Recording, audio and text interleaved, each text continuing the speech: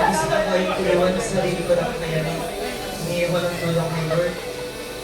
Naalala ko, sabi sa Bible, for God so loved the world that He gave His only begotten Son, and whosoever believes in Him shall not perish, but have everlasting life. Sige, tutulungan ko na sila. In Jesus' name!